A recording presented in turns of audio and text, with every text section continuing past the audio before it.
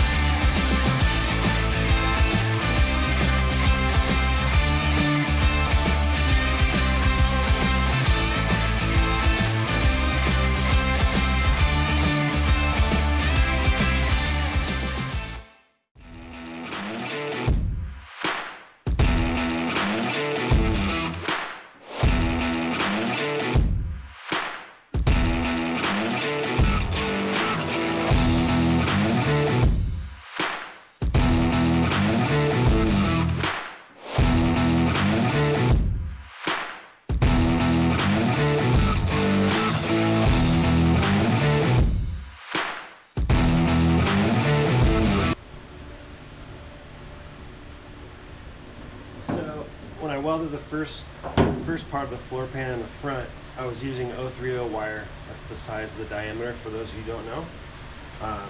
And that's what I had in the machine because I really don't do a lot of sheet metal work. So I just said, I'll just use it. I didn't have the tips for the 023 wire, but I had a spool. But anyway, 030 is just too much material. And that's why I believe the experts use the 023 for this type of application. But it really, I mean, it does the same thing. Still burns through and makes a solid weld, but there's more material left over after to grind off. So that's really the primary reason. Yeah, just thought I'd share that with you guys. For those of you who don't know, I'm sure the experts do know.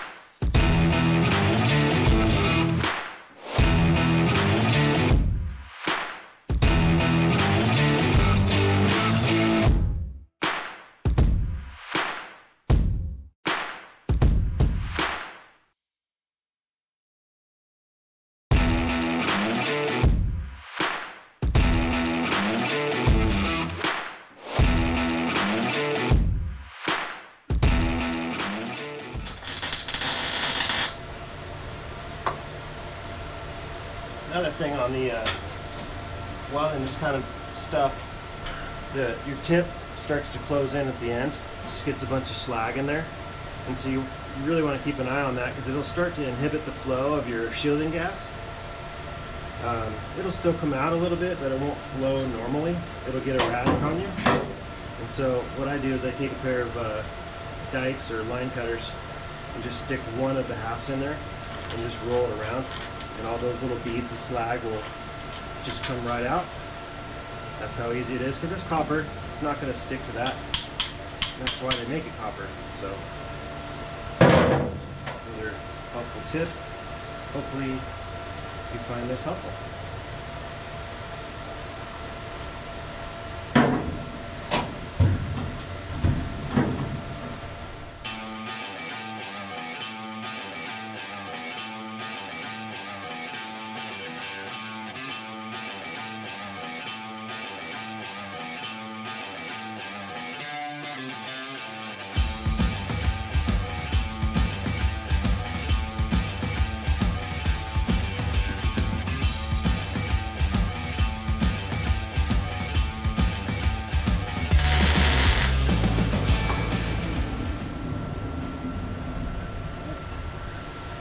So I'm going to reduce my amperage on the welder.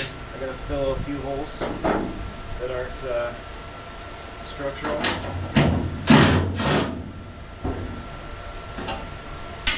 So like this.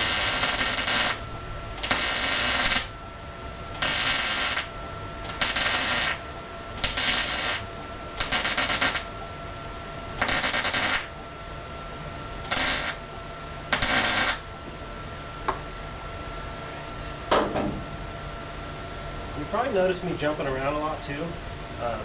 Going from one side to the other, not finishing one side. And the reason I do that is it's out of habit mostly from welding sheet metal, but you don't want to concentrate your heat in one spot for too long. In this case, it's, you know, a spot weld every 3 inches or so, but when you're welding a panel and doing a butt weld, joining two pieces of sheet metal together, you're welding in between the two pieces, so you don't want to weld too much in one area. So I just out of habit I jump around in this case regardless to get in the habit. So plus it gets hot on your knees. that's another reason. So but yeah, it's not totally necessary. I just do it because I'm a creature of habit. So why are you licking my knee? You can't be out here. Come on.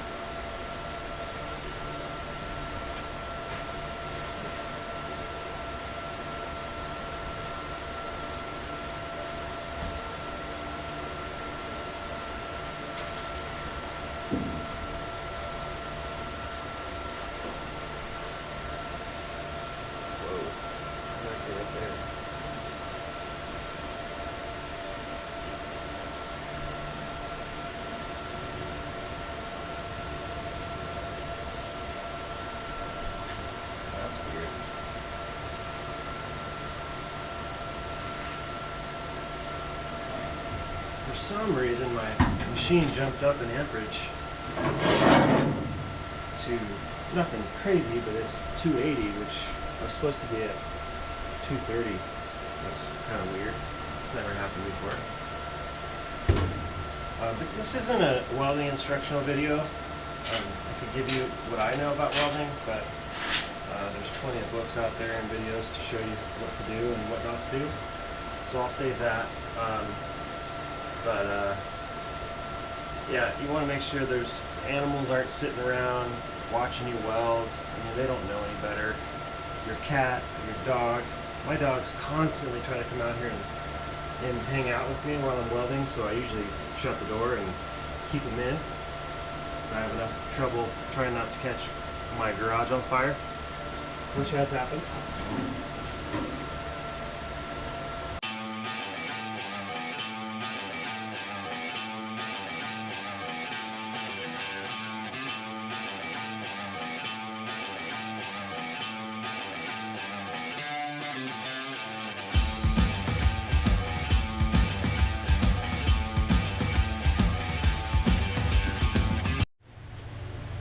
So I just got off the phone with Brewer's Performance in Ohio, and they are the 4-speed experts.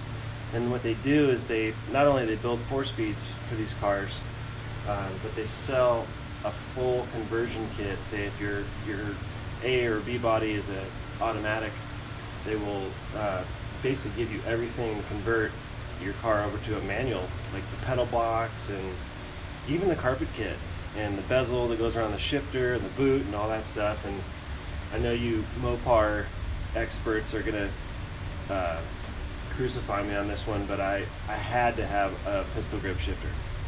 I know it's not correct, it's just one of those things, I just had to have it. So if I ever end up selling this car, the guy that buys it can put a 69 shifter in it because it didn't come out until 1970. So, but anyway, if you're serious about keeping your Mopar OEM-ish, not OEM as far as VIN tags are concerned, but you want to keep it period, check out Brewer's Performance. Ask for Dan. I believe he's the owner, and super, very, very, very helpful. They even spread my charges out in 3 different payments, which is really, really helpful. In this industry, you just don't see that. They just want to charge you and send you everything. So anyway, that's my rant. I am not a paid advertiser for these guys. I just wanted to share my experience. Sometimes they are hard to get a hold of, but man, and the lead time is bananas, 9 months. So anyway, it'll help me, give me time to pay this stuff down. And you know, building cars is expensive, as I'm sure most of you know. and I can't imagine how expensive it would be to if I dropped this thing off at someone's shop and said build it, and obviously that wouldn't be nearly as much fun, but I just don't know how people can afford to pay someone else to build their car. It's crazy, but anyway, it's just so much more fun to do it yourself, and especially stepping out of your comfort zone. I get a rush out of it. So anyway, that's my rant. Back to it.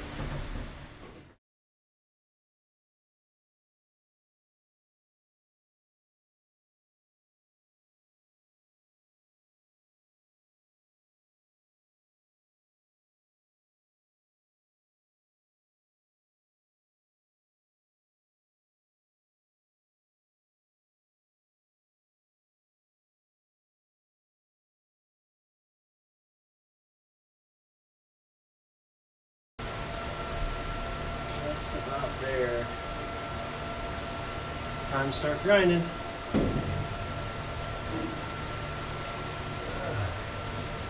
Yeah, when I grind this stuff, you typically will find little holes and stuff in your welds because you're filling a hole in the welds that haven't had a screw in it. So once you grind, you uncover some holes and stuff. So I always go back through and re-weld and then grind again. So it's the long way, but the long way is, in my opinion, is the better way.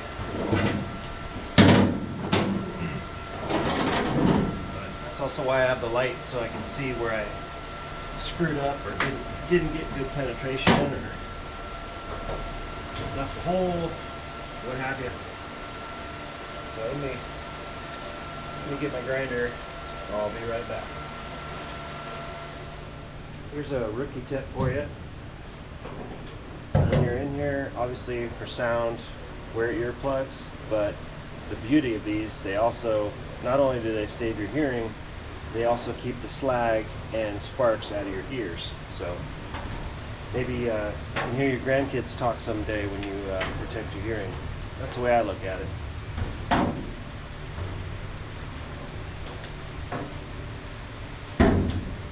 And I'm using a flop disc, 40 grit.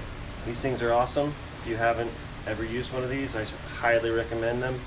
They're a little on the pricey side. I think they're about $7, which isn't that bad in the grand scheme of things, but they last and last and last. So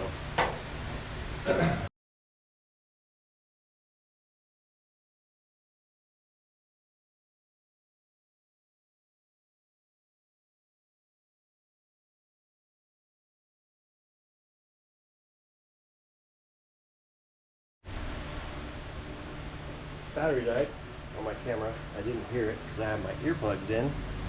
Earplugs inhibit your ability to hear that kind of stuff, but they also keep the slag out of your ears, so that's kind of a tech tip in itself. But yeah, back to work.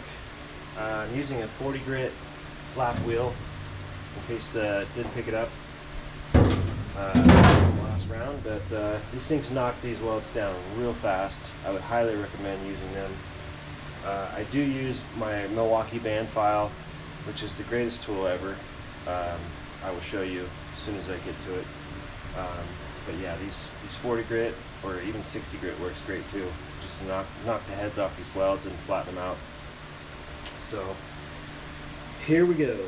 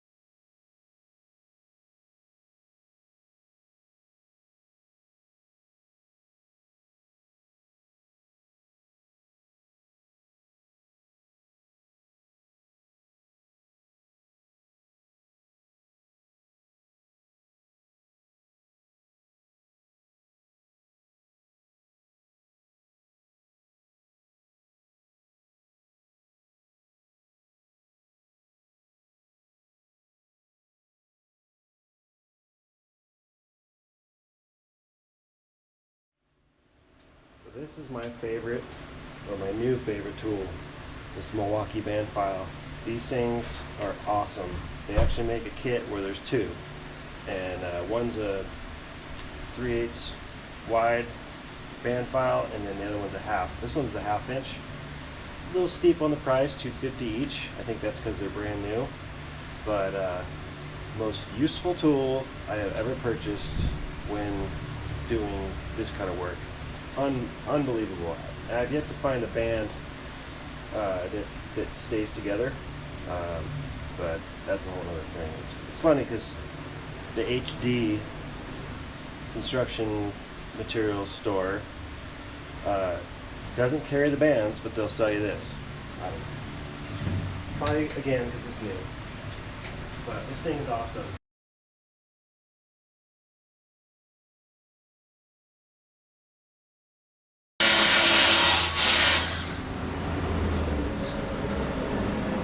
So to change the bit or the band, all you have to do is push it, and then take this little door off.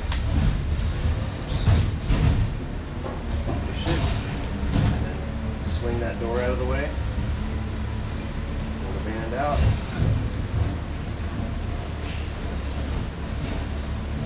Pulling the band out. Discard. And then the new band goes in there.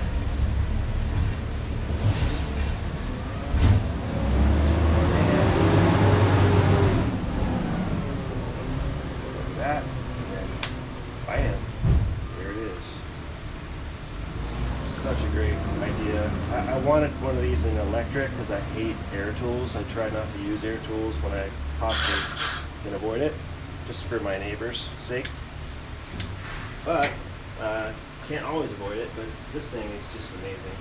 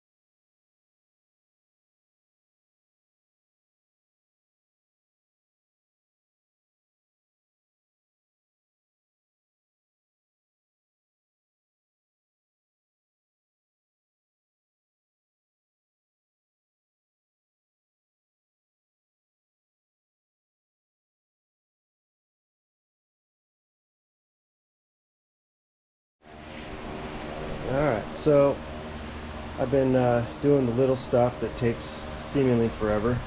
The wire track here, or the wire covers. And it should serve as a reminder as when you're taking these cars apart, if you're not super familiar with them and know them to the nth detail, take pictures before you take it apart. Because I've been stuck before, and you know, you just never know if you're going to be able to find the dimensions as to where these things go. You know, like stuff like this little seat bracket right here. I mean, I actually saved the piece that I cut out of here for both sides because I wanted to be able to measure And of course there's a slight difference between the repop metal and the original, but yeah, I believe I have them in the right spot. So as you can see, I've got them tech headed in just to hold them there, and then same for these wire covers, and that's all burned in finally. I'm currently working on putting that brake line bracket in, and that's really the last thing I have to do in this compartment that I can remember. Oh, and I've got the seatbelt bracket or seatbelt anchors in. Thank you to the follower that reminded me of that. Unfortunately, I read it too late, so I had to use a little trick that I kind of masterminded myself. Not a huge deal, but when you don't have a help to hold that stuff in while you at least tack it or burn it in, just hope and pray you get that hole right, and use self tappers on the back side. You just got to drill a couple holes for pilots in the bracket plate, and then you can hang it yourself. So I think it came out pretty good. I mean, they're straight. I did put a bolt in it just to make sure.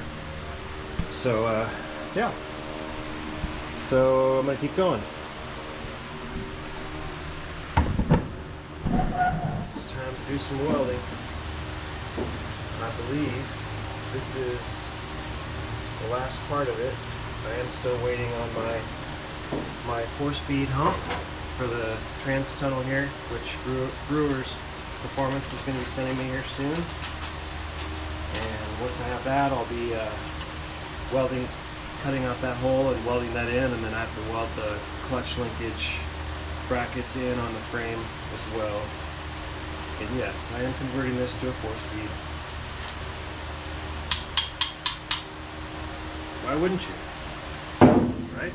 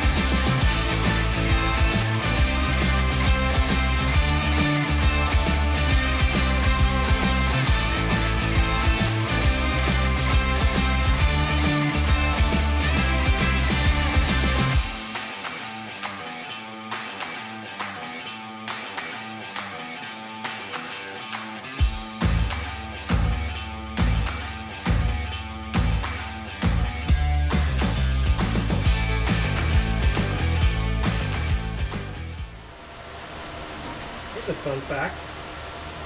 Did you know, I'm sure you Dodge guys or Chrysler guys are going to know this, but did you know that a 4-door B-body, as in such as like a Satellite in the late 60s, early 70s, is the exact same B-body as the Charger, which is obviously a 2-door. I just learned that. So aside from the pillar between the 2 doors and the 4-door chassis, it's identical. So what a lot of guys are doing, if they find, like, say an RT or something worth restoring, or Superbird or some unfathomable brand, model, they're actually taking these cars that no one wants, like the 4-door Satellite, and basically chopping everything off the top of the chassis and using it to basically re-chassis an important part, like a Super B or something like that. So I thought that was interesting. Just thought I would share.